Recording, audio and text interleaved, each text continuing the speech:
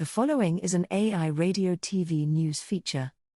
Headline: Horror fiction, the unexpectedly ancient origins of ghost stories. Byline: Tim Brinkoff. Lead: Fear is one of the oldest and most powerful emotions known to man, so it should come as no surprise that horror stories are as old as storytelling itself. Story. As a literary genre, horror has long eluded definition from scholars. In the introduction to the Penguin Book of Horror Stories, dictionary writer J. A. Cuddon proves as much when he refers to the subject of his book as a piece of fiction in prose of variable length which shocks, or even frightens the reader, or perhaps induces a feeling of repulsion or loathing. In his book, The Philosophy of Horror, the American thinker Noël Carroll describes horror as a story about an event or entity that contradicts our conventional understanding of the world. Although people initially experience this contradiction as deeply unsettling, Carroll argues horror can serve an intellectual purpose insofar as it draws attention to our false preconceptions and general lack of knowledge. As a literary genre, horror has long eluded definition from scholars. In the introduction to the Penguin Book of Horror Stories, dictionary writer J. A. Cuddon proves as much when he refers to the subject of his book as a piece of fiction in prose of variable length which shocks, or even frightens the reader, or perhaps induces a feeling of repulsion or loathing. In his book, The Philosophy of Horror, the American thinker Noël Carroll describes horror as a story about an event or entity that contradicts our conventional understanding of the world. Although people initially experience this contradiction as deeply unsettling, Carroll argues horror can serve an intellectual purpose insofar as it draws attention to our false preconceptions and general lack of knowledge. When researching the emergence of horror in world literature, other scholars draw a distinction between religious or folkloric texts and what they term horror fiction. Whereas the former used fear to conform and instruct, the latter used fear to thrill and entertain. Of course, both were heavily influenced by what different cultures across different times considered frightening. Regardless of how you choose to define horror, though, one thing is certain. Before horror movies came along and stole the show, people relied on the written word to scare themselves. And many of the monstrosities that are now routinely featured on the big screen, including vampires, werewolves, zombies, demons and ghosts, can trace their origin back to medieval and even ancient times. Horror fiction in Greek antiquity. Since fear often comes from superstition, it should come as no surprise ancient civilizations shared scary stories just as we do today. In a letter written sometime during the 1st century, the Roman author Pliny the Younger recounted a popular story of Athenodorus Cananits, a philosopher from Athens who bought an abandoned house because it was inexpensive, only to be haunted by the ghosts residing inside it. When these types of stories were created is unclear. According to literary historian and author of The Supernatural in Fiction Peter Penzolt, short stories with horror flavoring did not pop up until the Greco-Roman period. He points to the poet Petronius as an example. Petronius, who served in the court of Emperor Nero, is believed to have authored one of the oldest werewolf stories known to man. Edmund Quaver, a classics scholar at the University of Houston downtown, looks back further still, to the 5th Ode of Horace.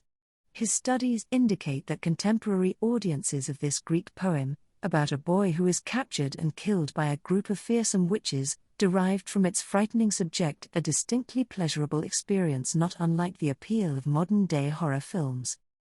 In his monumental treatise Poetics, Aristotle defined tragedy as stories that derived their power specifically from an ability to elicit emotions of pity and fear.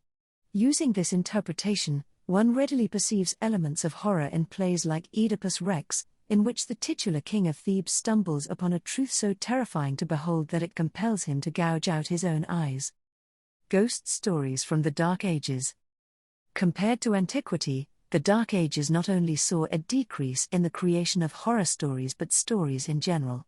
This is because, following the fall of the Roman Empire, literacy rates plummeted and societies became too fragmented for publishers to continue operation. Suddenly, reading and writing became skills reserved for the clergy, who busied themselves only with copying religious texts. There were, of course, exceptions. In Dante Alighieri's The Divine Comedy, An epic poem written during the 13th century, the author describes his fictional travels through the three sections of the Christian afterlife: Inferno, Purgatorio, and Paradiso. Inferno, which begins in a dark forest and ends in the frozen lake Cocytus, leans heavily on themes of horror, disgust, and sadism.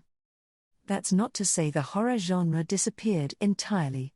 Teaching a course on its history at the University of Michigan, Gina Brandolino showed how medieval narratives inspired many modern horror stories.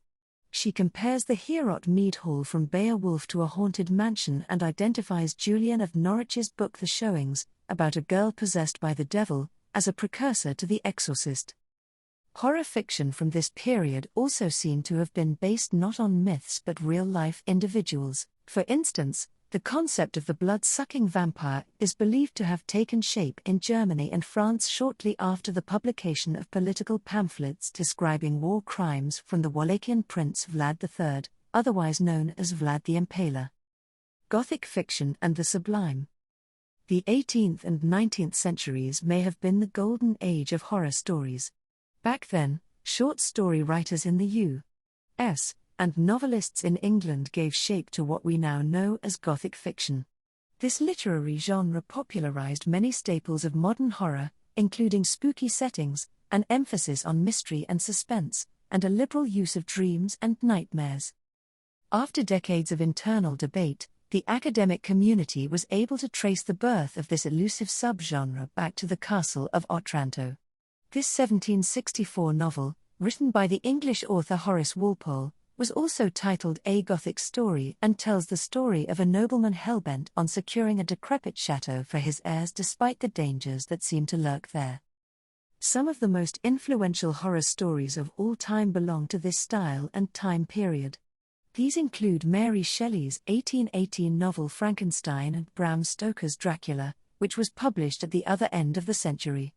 Like many Gothic writers, both Shelley and Stoker drew inspiration from the distant past, Shelley from the myth of Prometheus, Stoker from Vlad Dracul the Impaler.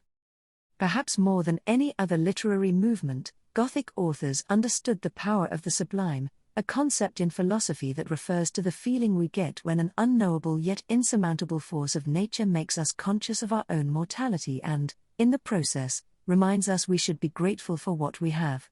Add that to the list of things that good horror fiction can accomplish. For more news from AI Radio TV News, visit airadiotvnews.ca.